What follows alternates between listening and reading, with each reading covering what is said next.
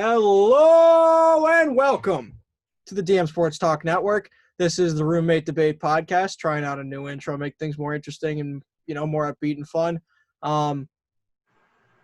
Welcome.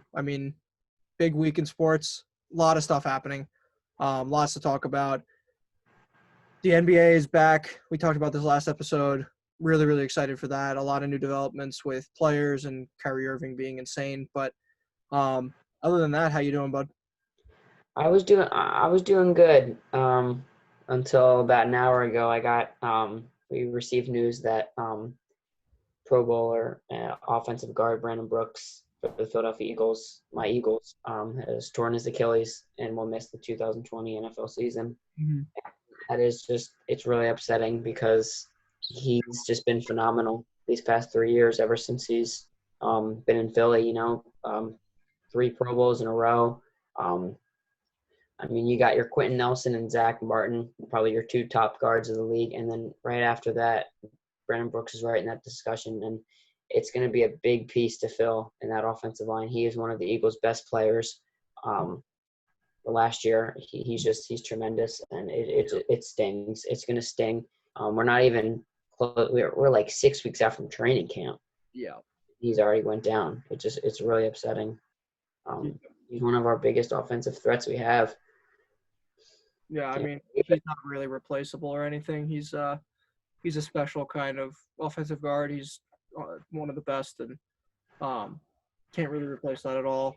It just seems like the Eagles are just starting out what they were last year with the injuries and major issues on, overall with the players. And it feels like, a lot of teams have been dealing with that for the past few years of just injury bugs hitting them in droves, and not just 1 or 2 small injuries. It's the big guys are getting hurt now. It sucks. Because they were upping safety for a long time and, saying how the workouts would be safer and the gear would be safer. And now it seems like off the field injuries are happening even more than on the field. And now you just got to find that balance, I guess, of how to keep the guys healthy. Yeah, it's tough. I just hoping Jason Kelce and Lane Johnson can stay healthy. Lane didn't stay healthy last year either, so it's gonna suck. Yeah, I feel you. Your offensive line was beat up last year. As a Patriots fan, we didn't have Cooney or David Andrews or Isaiah Wynn for most of the year last year. It was hard to watch because the offensive line is the unsung heroes of the offense. You can get away with a lot if you have a great offensive line. I think the Cowboys have kind of proven that for years, as their offensive line has been the top of the league most of the time. And whether or not they have the best offensive players now, they have a great offense around them. But for a while there, they got away with, 1 receiver, a decent quarterback, and a solid running back, and they would just win games with that. And to have an offensive line that's hurting is a huge obstacle. We'll see what happens. Yeah. But it's too bad. It's unfortunate. Seems like a good dude. Fans love him. Really, really heavy fanfare. But we'll see what happens. See what they do to address the issue. Yeah. But I see no better transition into our start bench cut than that. From the football world, we have 3 pass rushers that are typically going up against Brandon Brooks. We have Aaron Donald, Khalil Mack, and J.J. Watt. And for today's purposes, we'll do it as who would you want right now. Not all time. All time changes it up a bit, definitely for me. But if it's right now, it's hard to say. And it's something that shouldn't come off of anyone's lips at any point. But I'm cutting J.J. Watt. It's not easy because he's still so dominant when he's healthy, but his health is such an issue. 2 years ago he had 16 sacks. So he's still one of the best, but he can't stay on the field. But when he does, he's still a force. But I'm going to take the other 2 guys who can stay on the field and have just as much of an impact, if not more. Watt's an all-time great, to say the least. He's one of the best to ever play the game as a pass rusher, and somebody who's definitely left his mark on the game, the city of Houston, everything of that sort. But I'm going to cut him. Personally, I'm going to start Aaron Donald. I think a lot of people would do the same. Just ridiculously talented. It feels like there's nothing in the pass rush spectrum that he can't do. He's so freakishly talented, so freakishly strong, quick, fast. I mean, for a huge guy, he is one of the most quick-footed, I guess would be the word, pass rushers I've seen. He gets past people so easily, and has been so dominant since the second he stepped on the field. So I'm going to start Aaron Donald, and I'm going to bench Khalil Mack, who is also an all-time great in my eyes. All three of these guys are all-time greats by the end of their career, and guys who changed the game in general and changed every defense they've been on. Khalil Mack's the perfect example. He's been on multiple teams, and for both the teams, their defense had dramatic changes when he was on the field. Just the perfect fit for any defense. You will mold your defense right around him if you have to. I mean, you saw what happened when he went to the Bears. He was just perfect for that defense in general, and just so dominant, made them one of the best. And just because he's on that defense, they'll be one of the best no matter what. Yeah. I mean, that's my three. Yeah, I'm right here with you. I love JJ Watt. I've always liked JJ Watt. I like the way he plays the game. I think he is a huge force to be reckoned with when he's healthy. But unfortunately, these past few years, he hasn't been the same. He hasn't been healthy at all. He hasn't been able to stay on the field. So it's hard to call him one of the best right now. So I'm gonna have to cut him. And if we're talking about right now, I don't even think it's close. You have to cut JJ Watt. He can't stay on the field. He's been really banged up, but in his prime, he's insane, and we all know that he's one of the best ever. But right now, I'm cutting JJ Watt, and I'm right with you. I'm right there with you with Aaron Donald. I'm starting Aaron Donald. I just simply think he's the best defensive player in this league. I think Khalil Mack's right behind him, but I'm going to give the edge to Aaron Donald. You know, back-to-back Defensive Player of the Year. In 2018 and 2017. He also won in 2014. So he has 3 Defensive Players of the Year. That's 2 more than Khalil Mack. You know, 5-time All-Pro, 6-time Pro Bowler. I mean, the guy, he has 72 sacks in his career, and I think that's amazing. You know, he had 12 and a half sacks last year, which is really that was actually a down year for him, honestly, because the year before that he had 20 and a half sacks, which is insane. Yeah. So I have to take Aaron Donald right now. I'm starting him, and I'm benching Khalil Mack. I think Khalil Mack's amazing, but just not better than Aaron Donald because Aaron Donald's been better the last 2 years. I agree.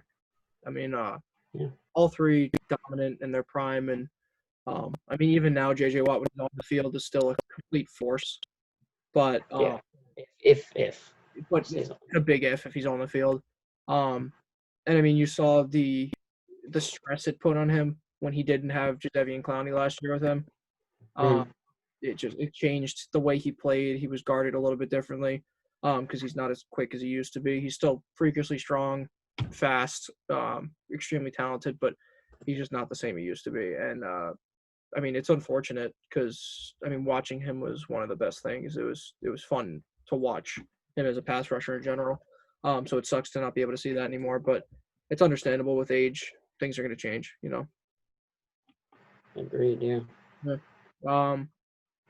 So moving from the football world over to the basketball world, rather than a start bench cut, we're actually going to do a this or that. And it's something I saw on social media. People questioning whether they would take Dwight Howard in his prime or Anthony Davis in his prime. And it was an interesting question. A lot of people were on both sides. Mainly it was an age thing. If you were around to watch Dwight Howard, no matter what in his prime, they were leaning towards him a little bit. And then if you were around to watch Anthony Davis in his prime, or right now you're a younger guy, you'd pick him.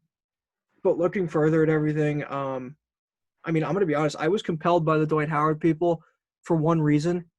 Anthony Davis, I get he had a slight lack of talent with him in New Orleans, but it wasn't horrible. He still had Drew Holiday for a little while, and he just couldn't win games. He couldn't get over the hump with everything that he was doing, and he was so great at stuffing the stat sheet. He's so talented, one of the best in the league, but if you remember Dwight Howard, I mean, he was not only a freak on defense, but he was so good on offense still. See, this is where I kind of would disagree with you. I do think Dwight was better defensively in his prime, but I'm not really sold on his offensive game. I feel like Dwight really only had like one post move that he had, while AD is just so versatile and has such an all-around offensive game. Plus, his defense is incredible. So, if we're talking about their prime, I got to go with AD. And AD is just proven to be such a versatile big. He plays like a 4 or a 3. He's so talented. I'll give the edge defensively to Dwight right now, but I'm looking at the all-around package. Anthony Davis brings more to the table. His post moves, his jump shot, his athleticism around the 3-point line, just everything he has. So I think he's better than Dwight Howard in his prime. I disagree. The big thing for me is if you look at their defense, Dwight Howard was much better on defense. It wasn't really close. Yeah. Defensive of the year, 5-time all defensive team. Yeah, I would agree. He led the league. He still has more to prove. Dwight Howard's kind of like. Well, he's done because he's older. I mean, that's just how it is, and he got injured a little bit. But I mean, if you remember, Howard averaged 20 points multiple times in his career. He averaged 13 or more rebounds 5 times. Yeah, 5 times in a row. He led the league in blocks twice. He played 82 games 4 times. I mean, he's 5 times actually. He's been dominant since the second he got to the league. I mean, his rookie year, he averaged 12 and 10. I mean, I get the whole point of, the more complete game, but Dwight was not average on offense. I don't know if there's anybody in the NBA right now who would be able to guard Dwight Howard in his prime. I mean, no one could back then in a more defensive era. I don't think they could now. And when I say defensive era, I mean, you look at the teams he was playing against, they were more defensively minded than they are now. That's for sure. It's more about the 3 and the scoring now than it used to be. I would be so much more nervous to have to guard Howard than I would Anthony Davis. Or not so much more, but definitely a little bit more. Yeah. I don't disagree with that. I mean, Orlando, when Dwight was in Orlando, he was a freak. Yeah. He won games too. That's the thing. I know. He went to the finals, didn't he? What's up? He went to the finals one year, yeah? I think so. Yeah, and Anthony Davis hasn't. Not yet. I mean, Dwight didn't have game-breaking talent around him, if I remember. I don't think he had a crazy amount of talent. People can correct me if they want in the comments or text us or whatever they want to do. But as far as I remember, Dwight didn't have a ton of talent around him. But AD has had solid talent. It's not great. It's not game-breaking talent, but he did have Drew Holiday, who's pretty damn good, to put it simply. He's not shabby at all. He's a great playmaker to work with him. And they just didn't win games. But when DeMarcus Cousins got there and he had the help, then he started winning games. Dwight Howard didn't really need the help to win games.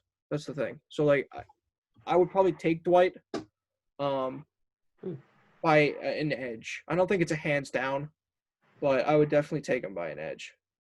Yeah. I don't disagree with most of what you're saying, but from what I see, as an overall big, I like Anthony Davis's game a little bit better offensively, definitely, and defense.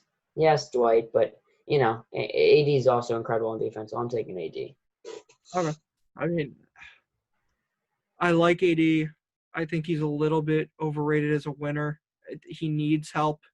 His talent and leadership kind of reminds me of Kyrie, not in the crazy sense, but he needs another guy around him in order to win.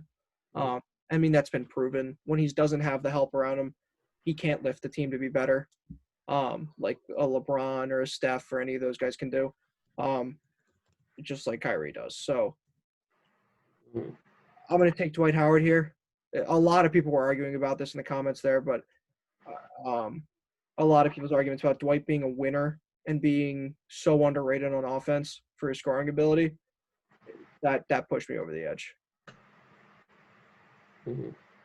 Um, I think from now we'll go to baseball because we got a lot to talk. We have a lot to talk about with baseball. Um, not only for Menta's corner, but for the situation in baseball at the moment. But to start it out, our start bench cut 3-star shortstops, light on the star for one of them in my eyes. A lot of people say differently. But Francisco Lindor, Xander Bogaerts, and Carlos Correa. Um, it's easier than I think some people would brand it. Um, but cutting Carlos Correa. Anyone who says he's a legitimate star is insane. Can't stay on the field when he is. He doesn't produce consistently. Um, I mean, he hasn't really proven that he can be a stud player every single year in and year out. Um, I mean, he's only had over 84 RBIs once. He's only had over 70 RBIs twice in 5 years. Um, he's stolen over 10 bags twice out of 5 years. He's never walked over 75 times. He struck out over 100 times 2 of the 5 years, 90 or more times 3. He's only batted over 300 once, and the second highest was 279. He had one great year, but there's nothing in his stats that tells me he's unbelievable. He's not a great defender. If his offense was amazing, I'd let it go, but he's not like a special defender or anything like that. He's only been an all-star once. I think he's good defensively. I wouldn't. Come on. He's not a stud. He's average. I mean, Average? him and Bogarts are around the same. Him and Bogarts are average defenders. I don't think they're average defenders. Lindor is a great defender. I like. Bogarts and Correa are fairly average to slightly above average defenders at the most. They get the plays that they need to do. They don't make silly mistakes, but they don't wow you with freakish plays. Okay, For the most part. I'm not gonna call them average defenders. I think they're solid defenders. I'm right with you on Carlos Correa. I like Carlos Correa. I think he's pretty good shortstop. I'm not gonna say he's very good because you're right. We haven't really seen much of him except for 2017 when they were cheating.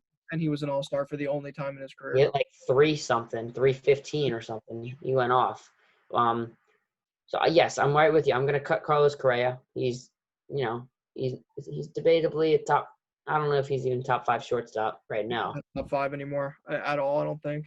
Probably not. I mean, I like his overall game, but it's like for me to put him in the I'm top not 5. say I Yes. wouldn't take him on my team, but he gets hurt for a fairly large amount. He's healthy though. I like He's had Correa. under 100 hits twice in his career. Mhm. That's worrisome. When he's healthy, he gets the job done. He's not like special. He doesn't like wow you heavily with everything he does, but he does the job of a major league shortstop. Wow. Okay, he does it well. Yeah. But I mean, I'm automatically cutting him. Yeah. I'd start Lindor. I think that Lindor to me is the best shortstop in baseball. I put Bogarts number 2, but I think it's a solid gap between the two. Put Bogarts at 2 over Javi Baez. Yeah, mainly because there's a lot of people who agree Baez is a great defender. He has not proven year in and year out that he will hit at that level yet. He hasn't done it for multiple years yet. He's still working on getting that consistency going. He is an amazing defender, that's for sure. One of the best in the league from the middle infield position. But I also count him as a second baseman still. I think that was his first year playing shortstop full time, if I remember correctly. So give him a little longer. But for me, Lindor, I mean, switch hitter, great defender. Yeah. Mashes at the plate, absolutely destroys the ball. Hits everything. There's really no weakness in his hitting. There's really no weakness in his fielding, his base running. He's one of the best players in the majors in my eyes, and definitely the best shortstop. And then there's just not a huge gap, but there's a gap between him and Bogarts. But I think Bogarts is the number 2 shortstop in the league for a lot of reasons. I mean, Bogarts came onto the scene very, very young. He was 20 when he started with the Red Sox out of Curacao. In 2013, He played in the World Series, was thrown right onto the big stage and performed right away. Was great, and he's just been building ever since. Last 2 years, 288, 309 for batting average. RBIs 103 and 117. He hit 33 bombs last year. He plays above average defense at the most, but he gets the job done on defense. He doesn't make silly mistakes on defense. He had almost 200 hits 3 times now. I mean, more than 30 doubles almost every year in the majors, except for his rookie year where he played 18 games. That's something that he just hits. He plain and simple rakes. And he gets the job done. What? So does Javi Baez. He also rakes, quote unquote, if you're going by that, and he's an incredible defender, one of the best in the league. I mean, you look at Bogaerts for the last 2 years, he's been, with Mookie Betts, and he's been with Rafael Devers and JD Martinez, and he's just flat out hit. I mean, he's been in the top 13 in MVP both years of the last 2 years. He's got 3 Silver Sluggers, 2 All-Stars. I mean, he's done it consistently. He's just been plain out good in general. Like, he's been consistently one of the best. There hasn't really been a drop-off. The biggest drop-off he hit 273 3 years ago, but he also only played he missed 14 games. He was injured most of the year. He still almost had 100 runs. He had 94 runs. He had 156 hits, 32 doubles, 62 RBIs. He was still good. He had a wrist injury most of the year, so you give him a break there just because, I mean, if you have a wrist injury, hitting becomes a little bit difficult. So does fielding, quite honestly. But battled through it to help them win. But, I mean, he's only 26. People forget that. He's been in the league for, 7 years. And he's only a 26-year-old. So he hasn't even hit his prime yet. And, I mean, if he hasn't really hit his prime and he's got 33 home runs and 117 RBIs last year, I mean, the league should be worried. That's a guy who, I mean, the Red Sox are in a predicament. They don't have a lot of pitching. The injuries, depth are both concerns. But their lineup should not be a concern. And one of the main reasons is Xander Bogaerts is right at the heart of it. A big 4 in that lineup of Benintendi, Devers, Martinez, and Bogaerts is a deadly 4. That is one of the best groups of 4 hitters you will find in the majors. And a big reason is Bogaerts' consistency and his ability to just hit everywhere he goes. I get he's a righty, and Fenway is great for right-handed hitters, but he does it on the road too. No, he's very good. But he is. I I'm think there's a gap between him and Lindor, though. There is. Yeah. I don't disagree with you. I think he's consistent. I think he's very good. I'm just big on Javier Baez. I know you are. You watch that guy play and you're like, damn, this guy is slick. He's got the tags. He's got the defense. He's got the slides. The man is just a magician when he's playing the game. If he could just limit the strikeouts, a little bit, we're looking at I'm not going to say one of the greatest yet, but something really, really special. The big knock on Baez, though, I mean, yeah, he rakes, but he's really a raker as an extra base hit threat. I mean, yeah, he's like a home run guy, He never hit over 300 in a season. His highest is 290. His OBP is not so great. I mean, his highest was 326. It's not bad. It's not, but it's not indicative of an absolute stud. He only has 1 Silver Slugger in a league where, I mean, at his position, he should be the best hitter, plain and simple. So he should win the Silver Slugger. Bogaerts is consistently fighting with Francisco Lindor and has beaten him out 3 times now for Silver Slugger. So that should say a lot. But I mean, Baez, no real real heavy competition for his standard is popping into my head. So, I mean, he's still amazing. I'm not going to say he's not. That would be blasphemous to say he's not. But he's only had over 100 RBIs once. The second most he had was 85, it looks like. And that's not bad. It's just like saying that he's better than Bogaerts when stats say a little bit differently. And he's only been in the league 1 last year. So it's not like there's a big difference in service time. But he was hurt his second year too. He only played 28 games, so I get the argument. But for now, I'm definitely going to put Bogarts ahead of him. And that's not even just bias. I mean, the statistics support me on that one. Mm-hmm. No. Yeah, I don't disagree with you. I just, I take hobby bias. I don't know. It's tough to say, but you're not wrong. No. Thank you. But I mean, going off the MLB though, just in general, before we get to Menta's Corner, there's a lot of problems we're going to discuss later on with the MLB. There's a lot of weird stuff happening, a lot of breaking news with regard to them stupid ass Yankees. Just something that is appearing to be slightly heinous and just wrong in general. That proves why the commissioner is just not good at his job whatsoever. But for now, we'll stay on the cheery side, and we'll go to Menta's Corner. Okay. Get excited for the new list. And Menta, what is the new list? All right. Today, as we're sticking with baseball, I'm going to give you my top 5 third basemen in the MLB.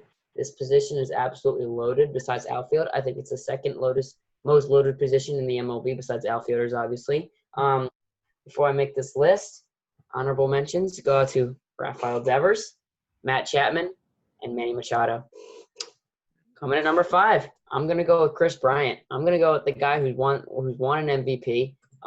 He does have a lot of strikeout problems, but I mean, he's just a great hitter. I think if he's healthy, I can't really put him anywhere below that. He's an MVP. He was amazing in 2016 when they won the World Series. 2017, the guy is just tremendous. Coming in number 4, I got Jose Ramirez.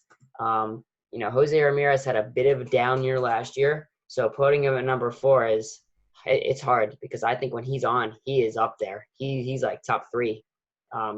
2018, 2017, we saw some amazing stats by Jose Ramirez. He's an amazing hitter. He can really bring it all to the table if he's healthy, not having a down year. Coming to number 3, I got Alex Bregman.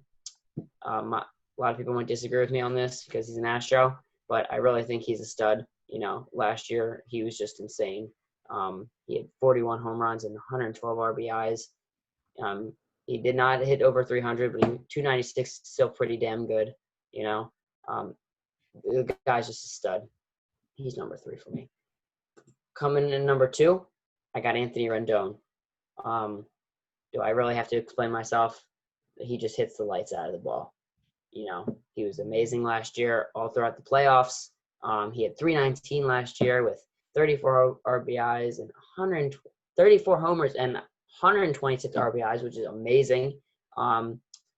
Year before that, he was great. He was still great. 92 RBIs. I mean, the guy's just a hitting machine. He's number 2. Number 1, I'm sure we all know, Nolan Arenado. Not much to say here. He has a career average of 295. He's a 3-time platinum glove winner, 4-time silver slugger, 7-time gold glover.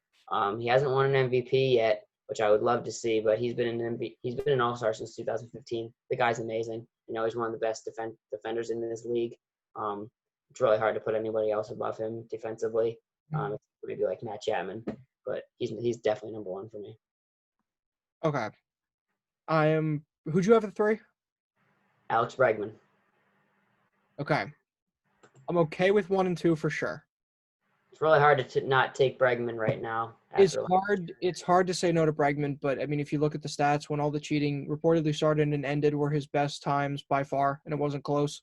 I mean, I'm just so down on him. Without the cheating, I'm not certain he's going to be the same player. Yeah, the cheating, but I mean, I don't know how much the cheating would affect him, but I mean, it would affect him a lot. I mean, his hitting, he's a great fielder. That doesn't go away with the cheating, but I mean, the hitting it was a massive boost.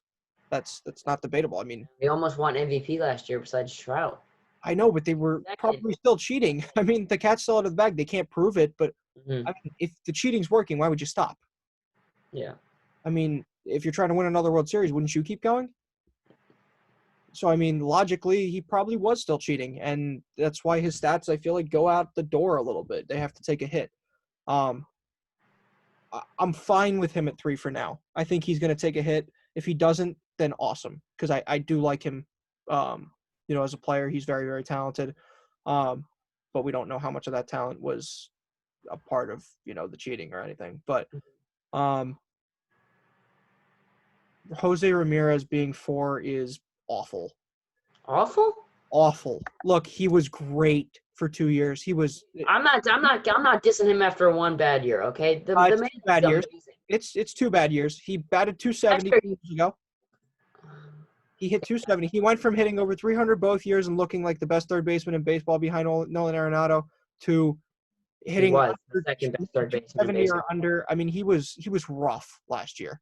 I Oh, get no, it, a little absolutely. bit increased, but he was rough. Okay, I get it. Chris Bryant. His second half was very good. His first half was horrific. Chris Bryant was amazing for a little while. He was, and I still think he has it in the tank. I don't know what the deal is. He's so talented, but look, the last 2 years have been a little bit rough for his standards. He was hurt 2 years ago, so I mean, I'll give him a pass on that. But he finished 7th in MVP voting 3 years ago. I think that was a token thing. I mean, because he won the year before. I think that was just token voting. He hasn't been in the MVP vote the last 2 years. I'm not. Look, I know where you're about to go with this. I'm not putting Devers in the top 5 after 1 year. Yet. I'm not saying put him in. I'm not saying put him in. Not in the top 5 yet. I'm actually saying put Matt Chapman in over Jose Ramirez, and I would put Ramirez. Look, I love Matt Chapman. He's an amazing defender. His defending is off this world. That's why he's so great. But I'm not sold on his hitting yet. He hit the same exact way as Jose Ramirez did last year. Yes, but we've seen how good Jose Ramirez is. Way better of a defender than Jose Ramirez. And Ramirez wasn't injured. He is arguably the best defender in this sport. Okay? He is insane. Yeah, he is. And it's not even close. I think his hitting holds him back from being a top 5. It does, but at times. He strikes out. He does not hit well for average. There's home runs or strikes out. I just have out a lot. I wouldn't put Jose over Chris Bryant. I wouldn't. And I have a hard time putting him over Devers. Okay, Devers. We're not discussing. Right, Devers is amazing. Okay, I have Devers at like 6 or 7, but he's only done it for 1 year, and he's not a good defender. The lowest Devers is at 6. At the lowest. Because if you look at Devers last year, the Red Sox have had a pretty damn good third baseman a lot of the time. Last year. It's 1 year, though. You look at the third basemen the Red Sox have had in the past, Mike Lowell, Wade Boggs, those guys. Wade Boggs is one of the best third basemen to ever play the game. Mm-hmm. Devers had a better season than Wade Boggs ever had last year. He had the best season by a Red Sox third baseman in history. One of the most decorated teams, arguably the number 2 most decorated team in baseball history. He had the best season by a position player at third base for them ever. 31 homers, 32 homers, 115 RBIs, batted .311, led the league in doubles with 54 doubles. Was almost top in the league in hits, scored 130 runs as a third baseman, played very solid defense, stole 8 bags, had 4 triples. He walked 50 times. He only struck out 119 times. He had an OPS of .916. He led the league in total bases, and he only finished 12th in MVP. A lot of people argued he should have finished a hell of a lot higher. There was a lot of weird stuff with the MVP. What does that have to do with Devers? Hold on. Fuck you. No, this has what is going on? This has to do with Devers. I'm talking about Devers' stats. Devers had 1 good year. He was great last year, but he's not even a good defender. How, as a Red Sox fan, please tell me you don't think he's a good defender. Then he's not good. He literally had the most. Wasn't good. He wasn't good. Last year, his fielding rating was just barely lower than Nolan Arenado, which everyone was confused as to how that was happening. People thought it was a miscalculation. They thought it was a major issue. I was looking at this in live time because I was very confused as to how Rafael Devers was fielding just as well. Then I remembered he's 22 years old. He had a lot to learn. And he figured it out on the offensive side for sure. And apparently he figured it out just as much on the defensive side. No one wanted to talk about it because, it was surprising. It was weird to see a dude, come out of nowhere to be one of the better fielders by stats. For most of the year, he was amazing. He fell off a little bit towards the end of the year. He had a knee injury, I think, and a little bit of a back sprain towards the end of the year. So his defense took a hit. He wasn't able to move as well. Fielding percentage was .950. That's pretty damn good. He had 22 errors, a little bit less than the year before. Most of them were towards the end of the year. That was the big issue. It brought down his defense a lot. But early in the year, he was great on defense. He was very good. He wasn't, perfect Gold Glove level, but he was damn good on defense. I'm not arguing Devers should be a top 5. I'm arguing that he will be by next year. Yeah, well, he has to do it again. Yeah, He has to hit and like I he believe did he again. will. And if not, I have him at 6, like 6 or 7. It's hard between him and Chapman. I really like Chapman's defense a lot. It's one of the best in the league. But his offense is just, I'm not sold on it at all. I'm really not. There's a point to be made there, obviously, but I mean, he hit pretty much as well as Jose Ramirez did, and as Chris Bryant did. I mean, it's not like his hitting is suspect. It's Man, it's pretty suspect, dude. He hasn't hit over 280. I mean, come on. There's a lot of guys who haven't that are touted as pretty damn good, or who haven't done it consistently at least. I mean, Bryce Harper comes to mind. He's touted as, the future of baseball and one of the best players ever, like in the last 10 years. But look, he's, hit under 280 quite a few times. He's only hit over 300 three times maybe total. I mean, I'm not going to say he's an all-star hitter. He's not. He's just not. His defense is out of this world, though. I mean, he's one of the best defensive third basemen we've seen in a long time. Him and Nolan Arenado are like the prototypical defender in general on the hot corner. I mean, it's scary to think that they went to the same high school. That's for sure. But that's it. I mean, you put one at third, one at short. No balls are getting to the outfield. Oh no, never. I mean, there's nothing getting through. Maybe if you're lucky, you get Javi Baez over at second or something, like Lindor. That would be insane. And then Rizzo at first. Oh my God, that's like the ultimate. It's freakish. Defense. And JT Realmuto behind the plate, throwing people out. Woo! Imagine that. That would be gross.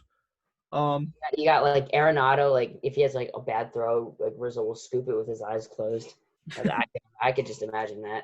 Same. That would be sick. I kind of want to see that. Like, how Trevor Bauer was talking about like the Arizona games or whatever, where you're gonna like organize scrimmages. Yeah. The hell it was. Could you imagine he gets like an all-star game almost going? No, that would be sick. Where like the teams are just so loaded. Mm-hmm. That would be sick. Who's related? It's Jose Barrios and Javi Baez are related by marriage. I mean, just imagine them being on the same team. That'd be awesome. Oh yeah. It would be fun. I mean, they're both so good. I mean, nobody talks about how good Jose Barrios is. He's one of the best young pitchers in baseball. Freakishly talented. I have him on my fantasy team every year because he's so good.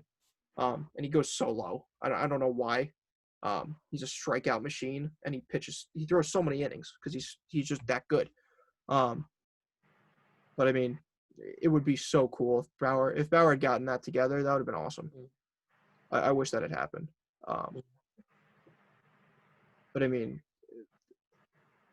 going back to the third baseman, I don't have a problem with 1 and 2. That's for sure. Arenado is by far the best, and then it's Rendon.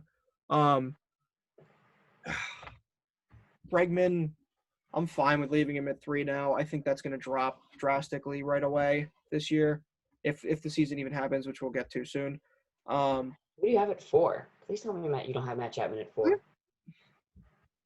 I love the defense, but the hitting, you got to have both. Bryant at 4. Yeah, Bryant. Okay. Personally, you're really gonna take Jose Ramirez out of your top 5 after?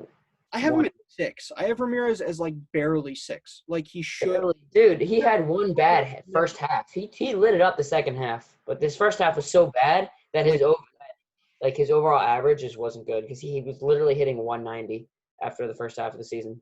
Yeah, but like if you're taking those scared for him. I thought something was happening. I was like, wow, like oh yeah, how good this guy is. Why is he hitting so poorly? Yeah, but I mean, when he's on, he is amazing. He really is hitting wise. He is. He's better than Bregman when he's on. But after what Bregman did, yeah. When they're at their best, I'm taking Jose Ramirez over Bregman. But after Bregman's phenomenal year last year, I got to give Bregman the edge right now. Even if he was cheating, we don't know if he was cheating. I mean, assuming they didn't get caught, that they were, but we'll find out. Yeah, I mean, I don't know. I'll leave Bregman at 3. I have Bryant at 4, Devers at 5, Ramirez at 6, and then Chapman. But I have it like it's pretty close between Devers and Ramirez. I think Devers will separate. I hope he does. As a Red Sox fan, I hope he gets even Yeah, better. after 1 year, I mean, he's got to prove it. remember he's 22. I mean, he has Okay. plenty of time to prove it. I mean, he was brought up at 19, won a World Series at 20 or 21. I mean, that's a big thing for him to play in a World Series. He had a lot of pressure on him. He was hurt his second season for a long time. I mean, he was battling injuries the entire year. So he had a bit of a down year statistically, but he was still effective. But I mean, there's an argument obviously for Ramirez over Devers. There's an obvious argument, but just a personal thing, I would put Devers slightly ahead of Ramirez, and then I would put Chapman. I see. It's the I mean, crazy to biasy. think of Chapman being a 7 at a position because he's so good. But like you said, Defensively. third base position is so loaded. It is. I mean, from the position player standpoint, I mean, the only reason outfield's more stacked is because there's 3 times as many. Outfield is loaded. Literally, the best players in the game are outfielders. I'm not Yeah. even kidding. Trout, Yelich, Best Betts, players- Bellinger. The 4 best players in baseball are outfielders. Well, yeah. I mean, if we got to count in like 2 pitchers in there. Like we got to put DeGrom in there. You know, he's a top 5 player in baseball. Yeah, I- DeGrom's 5 in my eyes. I think DeGrom's number 5. I think it's obviously Trout number 1, and then Yelich, Betts, Bellinger, DeGrom. I put Scherzer right behind him. Yeah. Garrett Cole's up there. I mean, we can Lindor's debate. in there. Yeah, Lindor. Arenado's in that top 10. He should be. Rendon. I mean, Ronald Acuna. I like Ronald Acuna. He's young. He's up and coming. He's Yeah. already phenomenal. I think he cracks the top 15 for me. I think he's probably in that 15 to 17 range. Who? Acuna, because I think I would put Rendon ahead of Acuna. Probably. Yeah, I think I would put a Rendon at like 11 or 12-ish. I would have like 4 or 5 pitchers in that top 15-ish. Yeah, I got 3. Yeah, you got to put DeGrom, Scherzer, and Cole in the top 10. Yeah, because I think Acuna's probably at like 17 and Soto's at like 18. They're back to back for me in every ranking. Mm. I just can't decide between the two. I mean, I got to give it to Acuna right now. bad. I love Soto, and he's young, and he's amazing. But I think Acuna's better. He's just better. I mean, he puts up better stats. He's better. I think Right now, he's better. I think the talent, like the pure talent wise, there's definitely a easy argument to put Acuna ahead. But when it comes to the intangibles, I mean, Soto's off the charts on those. He's so young, just like Acuna. I mean, they're both extremely young players that are handling the limelight perfectly and just dominating. And it's really awesome to see because a lot of people were questioning how the young, what group of young players would start to infuse into baseball, but we've seen a massive uptick in young talent. I mean, just freakishly talented young guys taking over the game at this point. Think about how sad it's going to be when, Miggy, Pujols, they're not playing anymore. I mean, Verlander's getting up there. I mean, our generation growing up where we would sit in front of the TV, watching these guys play in the All-Star game and watching them play our favorite teams, I mean, it's almost over. Mm. I mean, we're both old enough to remember when Miggy was the best player in baseball. Oh, yeah. He was unbelievable. We're both old enough to remember when Pujols was the best player in baseball. I mean, like, these guys are legends to us. I mean, they're role models. They're dudes who, they haven't had a scandal behind them, and they've just dominated our favorite game. So it's crazy to see them at the twilight of their careers and still playing pretty well. I mean, Pujols and Miggy, when they're healthy, are still, very solid MLB players, and they get the job done. And it's sad to see them kind of going downhill, but I mean, the young talent's freakish. Mm. The best player in baseball is, 27, and I mean, he's unbelievable. Yeah. I mean, what can't you say about Mike Trout? I mean, he's like the prototypical baseball player. Yeah, he does everything you need him. Exactly. He's the best player. He's going to go down. He's already one of the best players of all time. I mean, pure talent-wise, he needs a few years. That's the great thing about baseball is, like, we've had so many great talents. that, like, even the guys who just seem so much better than the rest, if they don't play as many years, it doesn't look the same.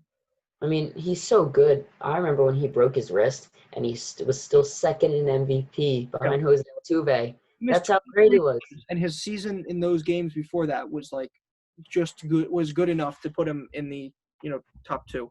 He's never finished below 4, other Yeah, than his rookie year where he only had like, or not his rookie year, his like first season where he like got like a little taste of the big leagues. He only had 40 games, and other than that, I mean, he's been so good. I know. I love how there's just like no debate for debating the best player in this sport. Unlike basketball, you can debate is LeBron the best player in the NBA. Yeah. There's a debate there. In football, it's kind of hard to say for football. I mean, I feel like right now you can't really debate anyone that's better than Patrick Mahomes or, I guess maybe Aaron Donald. He's a freak, but I think those are probably the two best players in the NFL. Yeah. That's I mean, you look at Trout at 25 years old, right? He plays 114 games. In those 114 games, he hits 33 homers, has 72 RBIs, almost walks just under 100 times in 114 games, hits 306, leads the league in OBP, slugging, OPS, OPS plus as a 25-year-old. Mhm. I mean, that's just insane. And he finished 4th in MVP voting. He's never not been an All-Star. He's never finished below 4 in MVP, and that was only once that he finished below 2. He's got 3 MVPs, and he's 27 years old. It's insane. He's got 3, 6, 7 Silver Sluggers in the last 8 years. Oh yeah. It's ridiculous. I mean, that's something you don't see. I mean, he's a once-in-a-generation player. And he's playing with the other once-in-a-generation player that came right before him in Pujols. Mm-hmm. I mean, if Pujols was in his prime, that might be the best hitting duo of all time. I mean, Possibly. there's a solid chance. I mean, there's Babe Ruth and anyone. Manny Ramirez and Ortiz are up there. So like you have those huge duos, but that's hard to fight with. I mean, he's just that one in a generation type player, and I pray that this season happens because I don't want to see any less seasons without him. For sure. Yeah. But that's a good point to move into baseball and the baseball world at the moment. To start out, there's still no plan in place as to when they're coming back. It's ridiculous. Commissioner can't make up his damn mind. Yeah, it's Manfred is being a problem. The owners are being an issue. The union is a major problem at this point. There's a lot of people who are criticizing them for being slightly spoiled. And look, I get it's a risk playing the game. It's extremely physically taxing to play a long season, travel so much. I get that. I really do. But you're being paid a lot.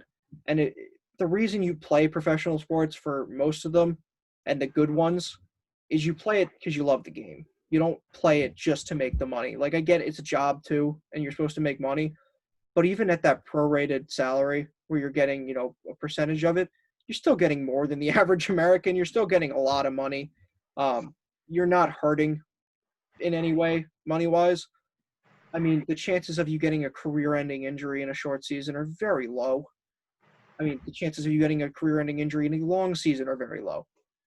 So the complaint about what if we, snap our leg in half and we can't run the same ever again and don't get signed. What are the chances that you're going to snap your leg in half like that? Like, Blake Snell's pissing me off with the whole, I'm not going to play if it's any less. Like, that doesn't make sense to be paid little. Like, dude, what are you doing? Like, you're paid by the Tampa Bay Rays to play baseball for them, to play the game that you have grown up loving, for the city of Tampa Bay, for the people in Florida, for the fans around the U.S., for the fans of the game. He's just pissy. He was so bad last year. Yeah. After coming off a Cy Young year, he was fucking terrible last year. Oh, He's such just a yeah. What are your thoughts on this whole handling of the new plan and stuff? Someone just need to make up their mind. I need baseball back. All right. the players are being really annoying. You're right with Blake Snell, like not paying for because of the pay. Such stupid nonsense. It really is. Now it's questioning Manfred. At first he was like, "We're definitely playing." 5 days later, not sold on it. Come Yeah. on. It's a problem. That's all I have to say. No. And going more off of Rob Manfred, who we both agree is not a good commissioner. He has not done a good job. He's really hurt the game of baseball when he's trying to help. And look, I get he probably has slightly good intentions. I don't know him personally, but his good intentions have turned really, really bad, really, really fast with everything he's done. He's tried to make things more entertaining for people, but I mean, the goal should never have been to make things more entertaining for the average viewer. It should be make things, how they were before when baseball was huge. I mean, growing up, like baseball was not the same as it is now. It's not just the rules. It's you don't put a 20-second pitch clock to try and make things faster. I mean, it changed the time of the game by like 7 minutes on average. What the hell does that change? Like nobody was going to the game and going, "Oh my God, it's so noticeably shorter." Like, no, it's not. It's 7 minutes of a 3-hour and 10-minute game. Like it's not noticeably shorter. I mean, if you want it noticeably shorter, make it an hour and a half and have people hate it. Because I mean, look, people can say baseball is boring all they want. It's an interesting game. It's something that can really up, how you think about strategy, placement of players. I mean, people like Joe Madden have been lauded for their strategic ability to place guys in unorthodox places and win games. He won a World Series doing that. I mean, Came back 3-1. Yeah. I mean, we both hate Manfred for for a lot of the stuff he's done, but it just got worse in the last couple of days because a New York judge ruled that the Yankees and the league have to turn over the investigation and details of the investigation into the Yankees because there is a letter that will cause reputational injury to the Yankees. And it looks like, by all intents and purposes and the investigation of many, that Rob Manfred covered up a sign stealing scandal with the Yankees to save face. He's, if I remember correctly, he is from New York. He's born and raised in New York. I'm not certain if it's Yankee country, really. He was born in Rome, New York. Most of New York, I mean, it's free and it's free reign. You can be a Yankee or a Met fan. Unless you're in the Bronx or Queens, you got to be a Yankee or in Bronx, and you got to be a Met fan in Queens. But other than that, you got free reign. But I mean, coming off of Bud Selig, who was one of the best commissioners in baseball history, did so many amazing things for the game in his time. It's been 4 years or 5 years since then, and baseball took a downturn so fast. I mean, it really did. And if he really covered up stuff for the Yankees and the Yankees were sign stealing, there's going to be even bigger problems. Because the Yankees players were the guys who were freaking out about, Altuve not deserving his MVP and them needing to go to the World Series. And if they were cheating at the same time while complaining, there's a major problem. Like, that's just bad. They were criticizing the Red Sox. They were criticizing the Astros. They're doing the same thing, apparently. Only time will tell. I mean, personally, I hope it comes out that he covered something up big and he has to resign. Because there's a lot of guys waiting in the wings who have a lot of good plans and have been trying to vote down a lot of the stuff he's been doing. He got rid of a lot of minor league clubs and put a lot of good players out of jobs. That's their life. I mean, baseball is their life, and they signed for very low money. It's already a hard enough life as a minor leaguer. You don't get paid a lot. You're traveling a crap ton. You have to work a second job outside the season most of the time. And he's just been a problem, to put it simply. So hopefully, the new investigation and stuff comes out. And hopefully it's good details that don't really, really hurt the league, Totally. Yeah. Anything else you have on this whole scandal with him and Rob Manfred in general? No, he just needs to make up his mind so baseball is back. but I have nothing else to say. No. All right. Before we end the episode, our sponsor, Matera Mulch, the greatest mulching company in history. Just talented, great guys. Nick Matera, unbelievable dude. Will get the job done perfectly for you. Sean McKay, our former guest and our friend, he had his lawn done by him. He loved it. Looks great. So use code MULCH20 for 5% off. I mean, that's a great deal. Come on, there's no better deal than 5% off. That's awesome. So just use the code MULCH20 when you ask him for to hire him, and you'll get 5% off the job. You'll help us out a little bit too. And if anybody else owns a company, knows somebody who owns a company that is willing to pay us from 1 cent to $1 million, I'm sure we'll take any in between there and split it between the two of us.